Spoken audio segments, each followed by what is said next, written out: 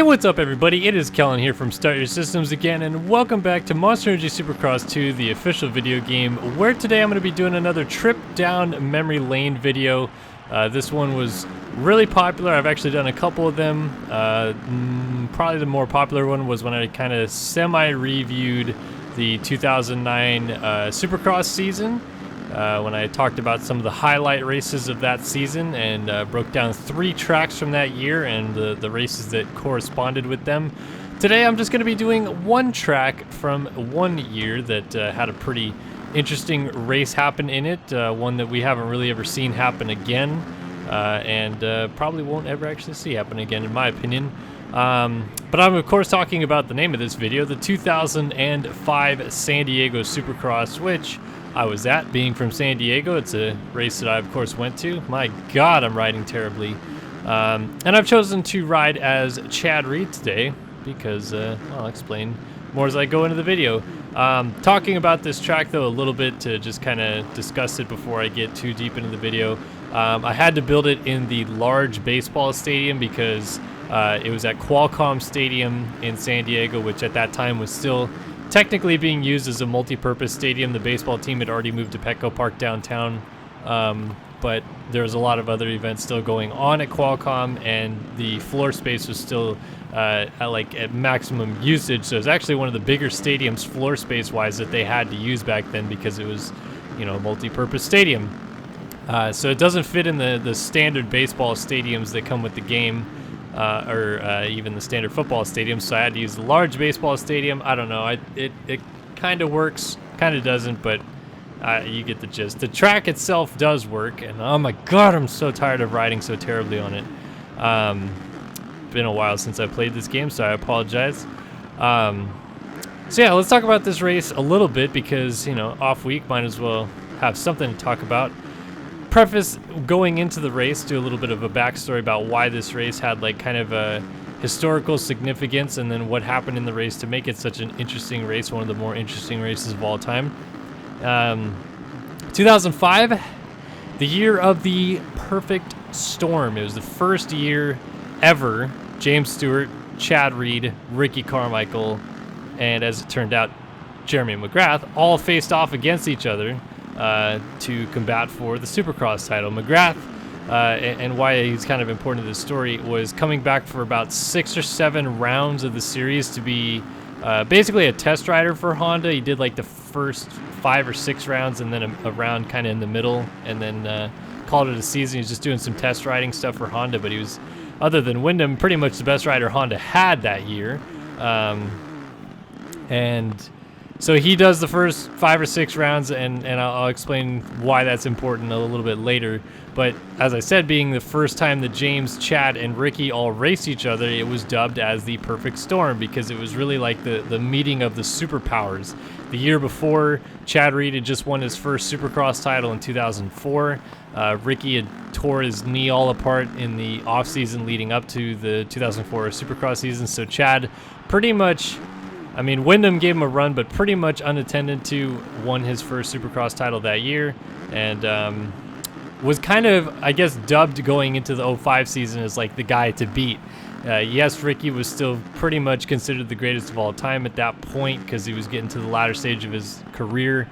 He'd won so many outdoor titles. He'd already won, well, even after that knee injury that he had in 2004, he went outdoors and had a perfect outdoor season. So you have Chad coming off the Supercross championship with all this momentum. You have Ricky coming off of his perfect season and switching bike brands, going to Suzuki. And you have James making his big class bike debut in 2005. And then the opening round was literally a wash. I kid you not.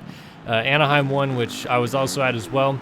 Was maybe one of the muddiest Anaheim openers ever. I struggle finding one that was comparable, honestly, because this one was, they had their feet out, they're paddling all the way around the racetrack. Riders were literally shoveling their bikes off the infield.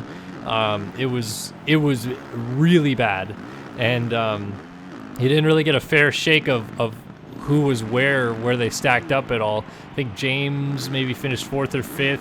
Ricky led most of the race but crashed by about the halfway point or so. and kind of famously ended up, to get himself going, went backwards on the racetrack and crashed again, and Wyndham got a huge lead, which he almost crashed away late in the race, but Wyndham won the opener, and it was kind of like this weird moment where all the best riders in the world finally meet, and Kevin Wyndham wins, which, you know, he was still one of the best riders in the world at the time. But when you have Chad, Ricky, and James make their Supercross debuts, or, you know, James makes his Supercross debut and they all race each other for the first time, you'd expect one of them have won that race. No, it was Wyndham. And it kind of set up a interesting dynamic moving forward, because Wyndham was actually the points leader for the first couple rounds while he finished on the box consecutively. And Ricky won the next 5 races after that, leading us into San Diego. Chad, for his sake, had a terrible start to his season. He finished the opening round in 16th, he crashed a bunch, and then finished second fiddle to Ricky in the corresponding weeks following that. Wyndham snuck in for a second at the second round at Phoenix, but Chad was just second best. Where's James Stewart, you ask? Well, the wild young sensation crashed his brains out at Phoenix in practice, thus ending his championships hope in 2005 because he broke his arm and he would not return until later in the season in Orlando. So now we have this, James is out, it's back to the Reed-Ricky showdown, if you will, but to the point that we get to San Diego, it hasn't really been a showdown at all. It's been a Ricky show. Ricky won 5 of the first 6 races he ever raced with Suzuki, and he was really just on his own level. I mean, like, he was probably going to win the opening round anyway, crashed that away, but still finished on the podium and had the points lead coming into San Diego. And thus we're greeted with this lovely track here. Now, there's a couple really key moments that happen at this race, and that kind of put it on a spectrum that makes it a different race than probably we'll ever see again.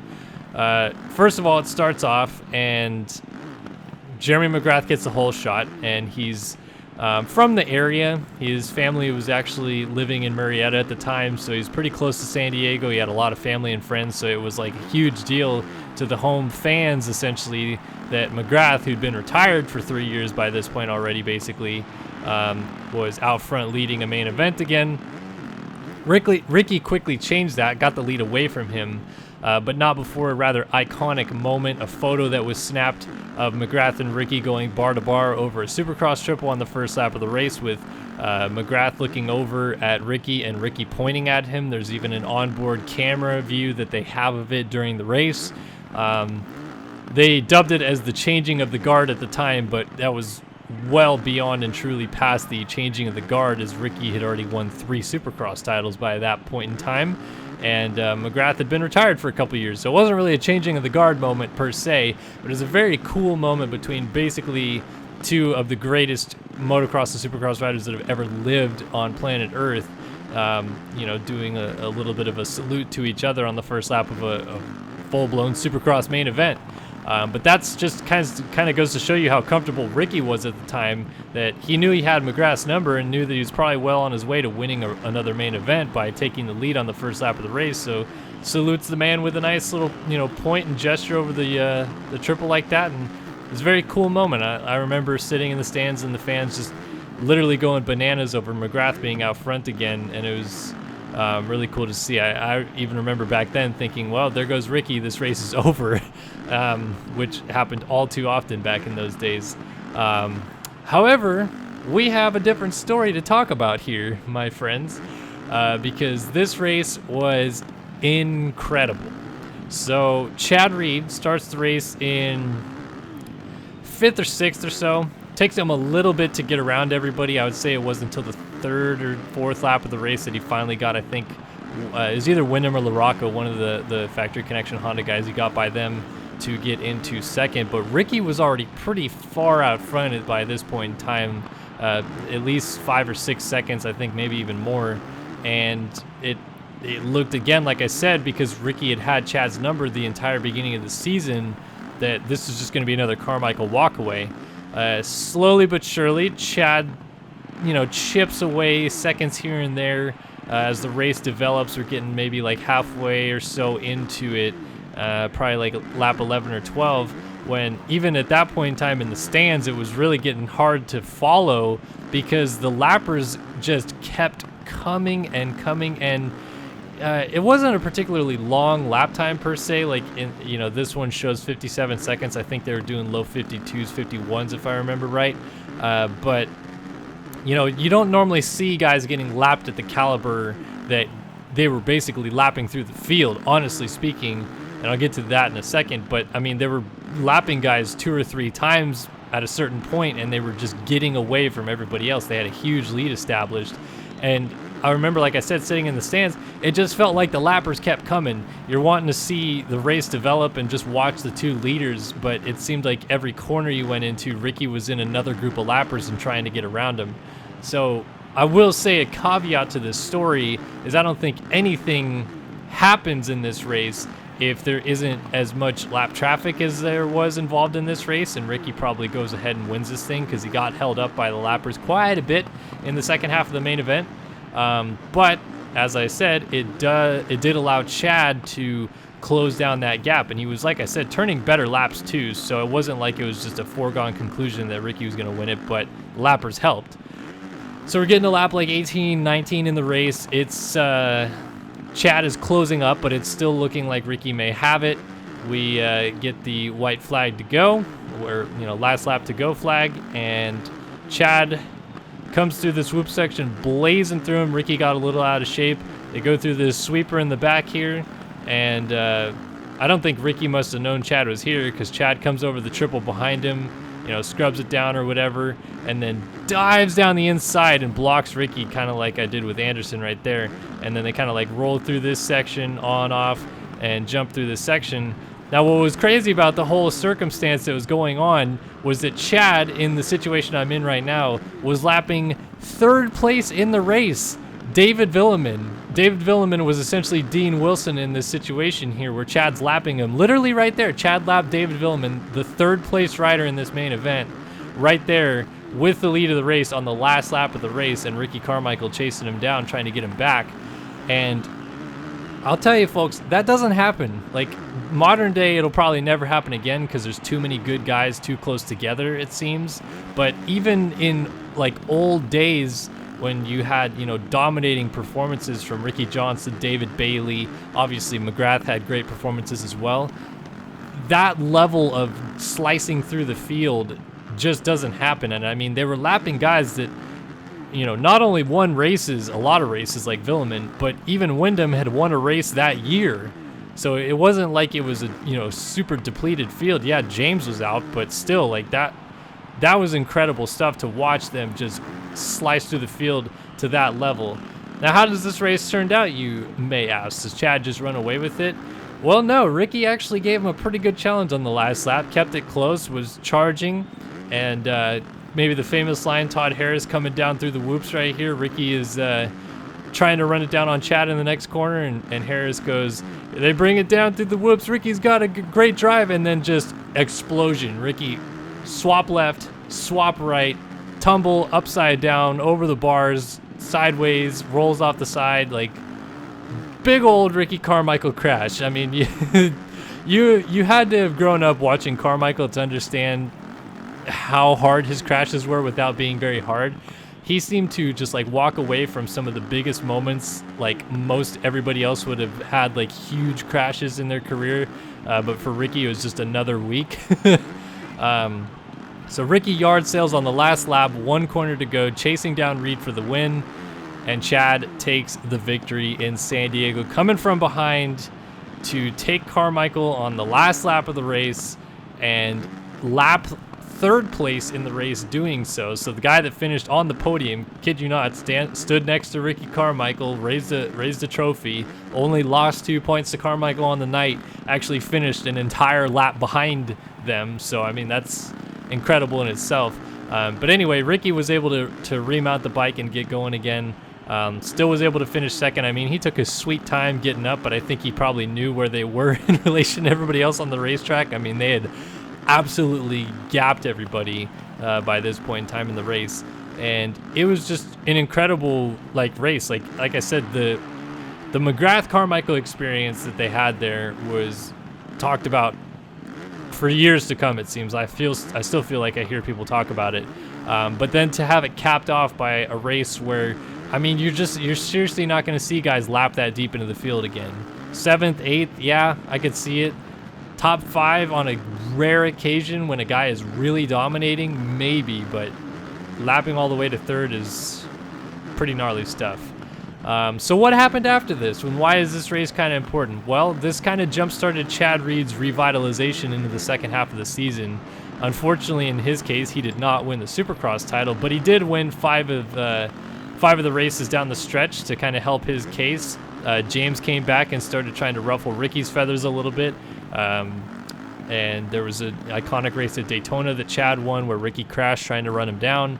But I just always look back to this era as like, you just don't get these types of races anymore where these guys are fighting tooth and nail to the very end, like throwing it all on the line. I mean, those guys both probably would have been exhausted trying to weave through the lappers all night long, and they still were able to put on quite a show for us fans in the grandstands. Really just an iconic race, and one that I felt like needed to be a little bit rewind and talked about today. And you know, we have had an off week coming into Supercross, just something to talk about.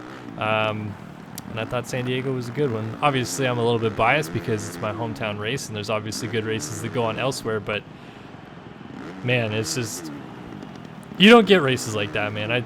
I'll tell you what, I was very lucky to be able to witness that, and yeah, can't believe Chad Reed's still racing. It's crazy. I was looking through the results to kind of get a little bit of backstory to this as well, and just to even like load up the results list and see Chad have results in 2019, and then you can go all the way back to 2003 and see race victories in 2003. Like, that's a long damn time ago to have been winning races. But yeah, incredible stuff. And yeah, San Diego 05. I just feel like it was a good race, you know. Like, I wish that we could have tracks like this again. I felt like this track was really good. Floor space at Qualcomm was great for a track like this, but like the uniqueness of it, it's not terribly unique, but it has some cool features. It was very fast in some spots, very technical in others. Has this double over the start line into a whoop section, which guys would super bitch about these days if there's a whoop section out of the first corner. It had this little, like, you know, step double thing. Just a lot of really cool nickel dime sections all the way through the track that ended up providing, I think, you know, it really helped cater to the racing itself in the end, which produced a great product of racing for us to watch in San Diego.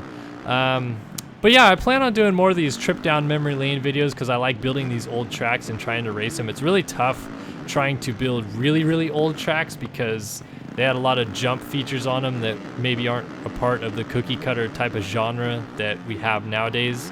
But even so, like, trying to build tracks where 2 strokes were dominant and they weren't able to jump as big things as 4 strokes is also kind of tough. But if you guys have a track that maybe you guys want me to try to rebuild and do a little bit of a memory lane video on, I'd love to hear your thoughts and opinions. Obviously, I have some of my stories that I can share about the race that maybe you guys bring up and I want to cover. But like I said, I just love building these old tracks and kind of riding them and seeing what they feel like in this new game and whether or not they're fun or not. I think this one's a pretty fun one. I've had a couple people reach out and say that they like this one already, and I haven't even done a video on it yet. So maybe now more of y'all will play it. I think it's just called SYS and then San Diego, one word, and then 05 on the PC. So SYS space San Diego space 05 on the PC. Try it out. Let me know your thoughts. And as always, I appreciate you guys watching another video here in Monster Energy Supercross 2. I'm going to sign off now, and I'll see you guys in the next one. So long for now.